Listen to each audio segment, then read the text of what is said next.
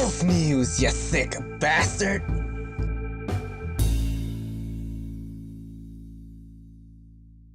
"20 Tips to Make Your Life Just Plain Better," Part 1. So here we're going to cover the first 5.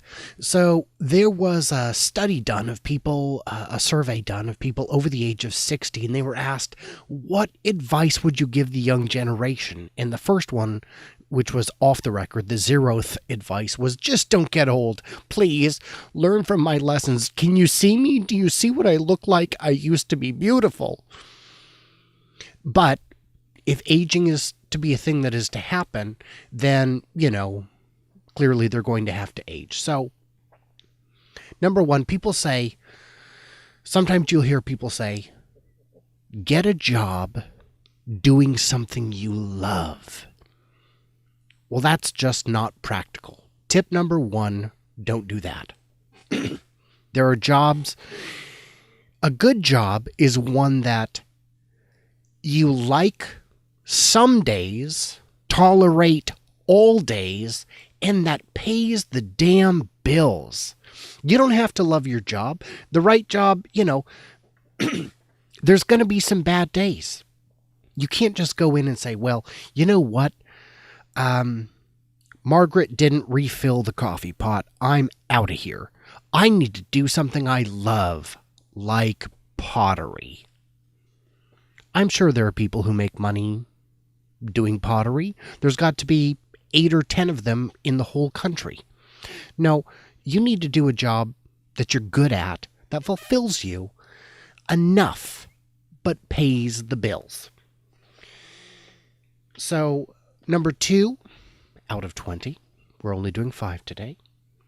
Years go by in the blink of an eye.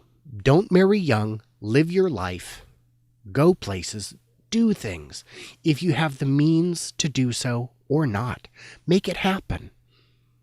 You can be broke but still travel. Pack a bag and go wherever you can afford to go while you have no dependents. Don't marry young. Don't have kids too young. You got to figure out who you are. Once you have kids, travel becomes very difficult. Taking days off becomes very difficult. Don't buy stuff. People like stuff. Don't shackle yourself down. When I was, 18 or 19, I got into a contract on my pager, I think. And my mom was like, oh my gosh, you're making a huge mistake. Well, that was like $10 a month for 2 years or a year. That's a $120 commitment. But now I see 18-year-olds getting credit cards and, well, I've got a $1,000 limit. I think I'll go buy $1,000 worth of stuff. Don't do that. That's just stuff you have to store when you go traveling. See the world. Look through travel magazines, through websites, talk to friends, pick a place and just go.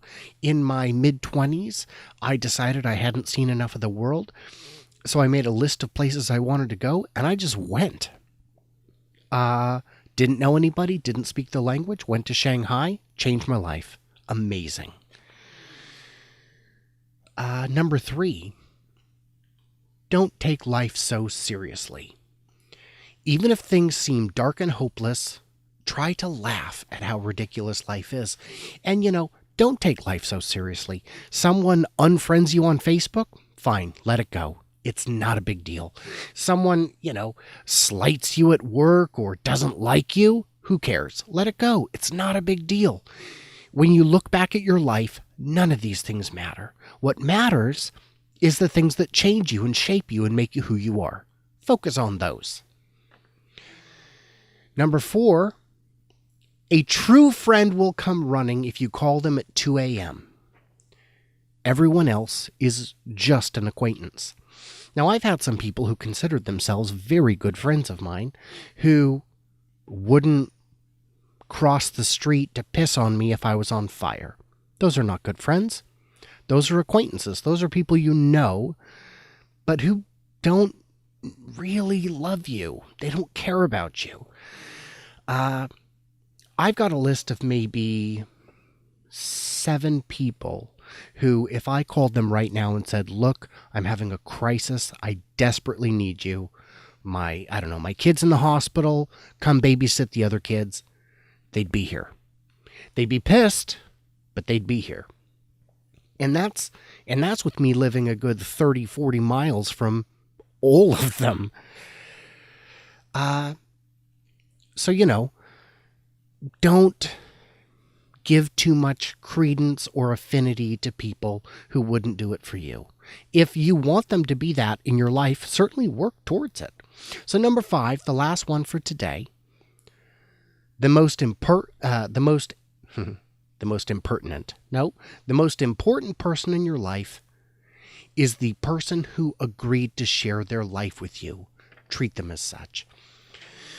So what that means is, if your buddy says, oh man, your wife has totally got you wrapped around her finger.